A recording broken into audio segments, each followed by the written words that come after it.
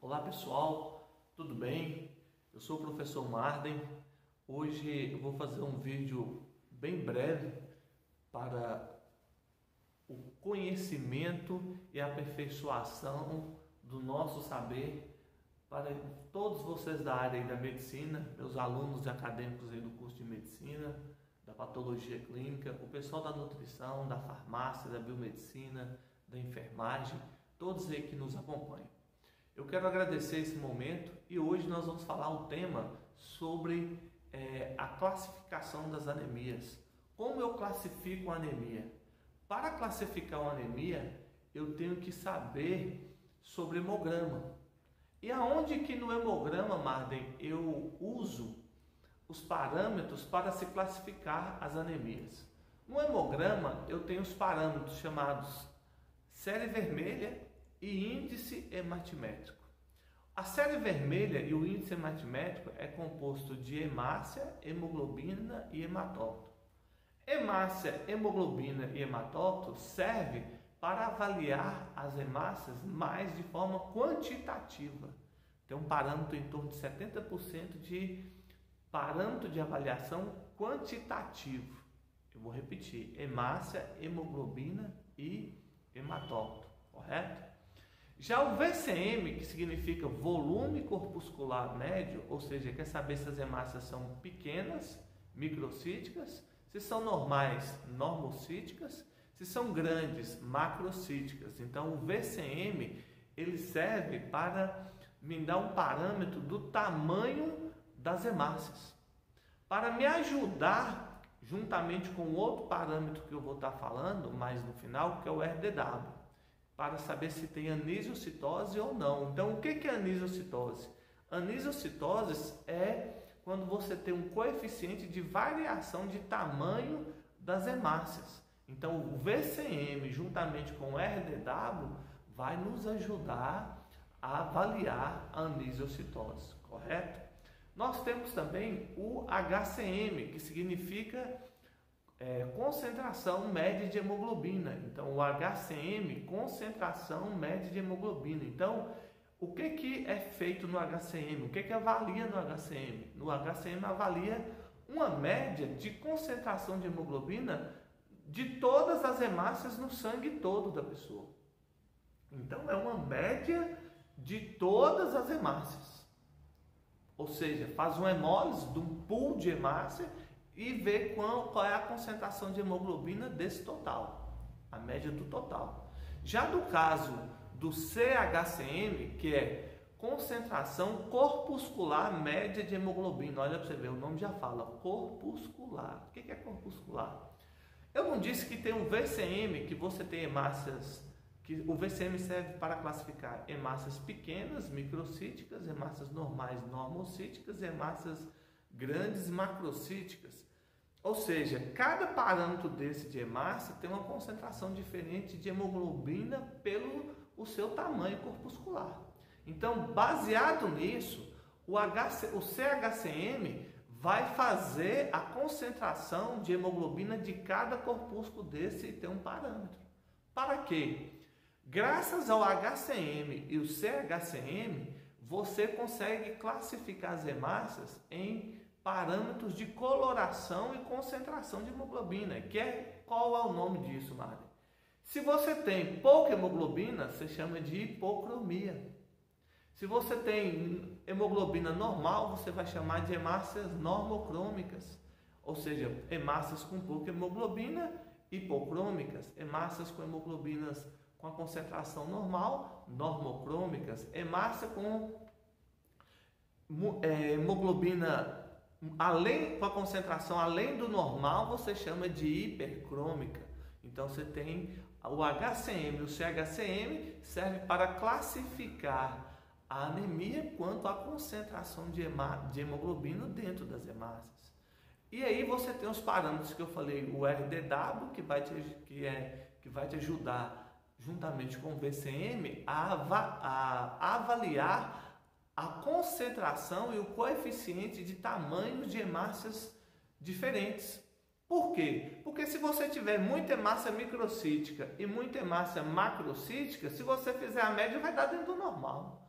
Então errava muito isso. Então o RDW ele serve para corrigir essa variação e esse erro, correto? Temos também o HDW, que também é o coeficiente de variação da concentração de hemoglobina, que serve para avaliar a anisiocromia. Então esse parâmetro ele é usado também para pegar um coeficiente de concentração diferente de hemoglobina por cada corpúsculo de hemácia e no todo das hemácias. Então a série vermelha ela serve para avaliar e classificar as anemias, ou seja, serve para dizer se tem anemia e classificar se a anemia é microcítica, hipocrômica, se é normocítica, normocrômica, se é macrocítica, hipercrômica ou vice-versa. Pode alterar aí normalmente, isso pode mudar, pode alterar o parâmetro, correto?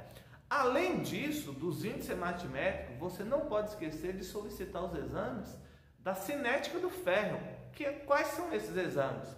Ferro sérico, que é o primeiro, que entra dentro do índice de metabolismo da hemoglobina, então você tem que dosar o ferro sérico. O ferro sérico está correlacionado juntamente com a hemoglobina. E você tem que fazer a avaliação de duas vitaminas, a vitamina B12 e o ácido fólico, que ele dá parâmetro para a reação da anemia. Ou seja, quando você tem vitamina B12 e ácido fólico em níveis normais, significa que aquela anemia pode reagir melhor. E se não tiver, se tiver a deficiência, vai caminhar para uma anemia chamada anemia carencial megaloblástica, por deficiência de vitamina B12 ou de ácido fólico. Então, quando você tem a deficiência de vitamina B12 e ácido fólico, desencadeia uma anemia chamada anemia megaloblástica. Por que megaloblástica? Porque o folato e a vitamina B12, elas entram na ação de uma enzima que é chamada metileno tetrahidrofolato redutase. Essa enzima tem como finalidade pegar a vitamina B12, o ácido fólico, juntamente com a transcobalamina e transformar em timina. E a timina é uma base nitrogenada usada na síntese de DNA. Então, quando falta timina, a célula deveria dividir e ter parâmetros normais. Só que, como tem a deficiência de timina, a célula, em vez de dividir, não, ela só vai aumentando o tamanho. E aí dá um aspecto megaloblástico nas hemácias, e nos leucócitos dá um evento chamado de pleocariose. O que é pleocariose? Em alguns livros é chamado de desvio à direita. O que é desvio à direita? Quando o núcleo do segmentado tem mais de 5 lóbulos, correto?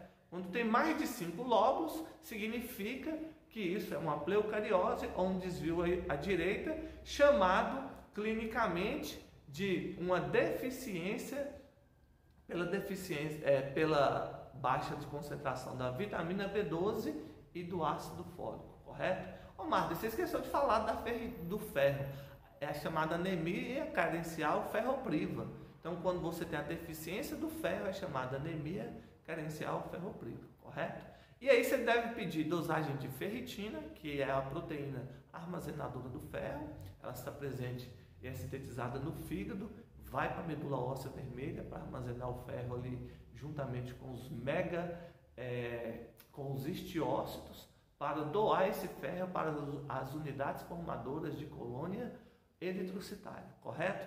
Tem também o índice de saturação do ferro, saber quanto de ferro está ligado tanto na ferritina quanto na transferrina. E tem também a dosagem de transferrina, o nome fala transferrina. O que é transferrina? A transferrina é a proteína que transporta o ferro, ou seja, o fígado produz ela e ela capta o ferro presente na nossa circulação e leva para a ferritina lá nos histiócitos ou no fígado, correto? Só que o ferro no fígado ele é tóxico, não é muito bom. O ferro não perde muito tempo lá não, ainda mais em pessoas que fazem uso de cerveja, uso de cachaça, de bebida alcoólica, correto?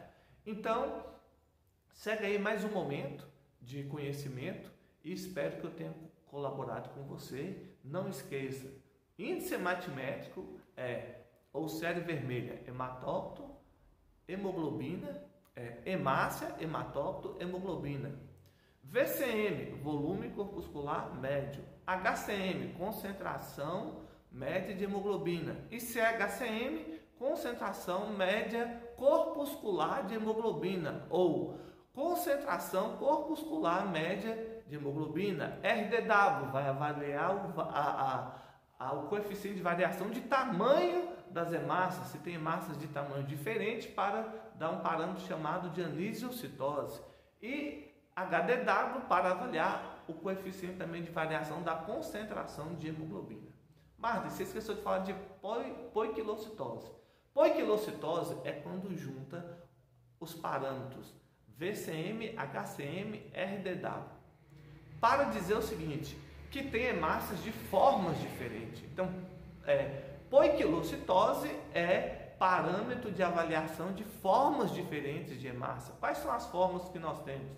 Hemácia em forma de foice, chamadas de drepanócito, em forma de lágrima, chamada de draquiócito, em forma de alvo, chamada de alvócito, esquisita, chamada de esquizócito, em esfera, chamada esferócito, oval, chamada de ovalócito, elíptica, chamada de eliptócito.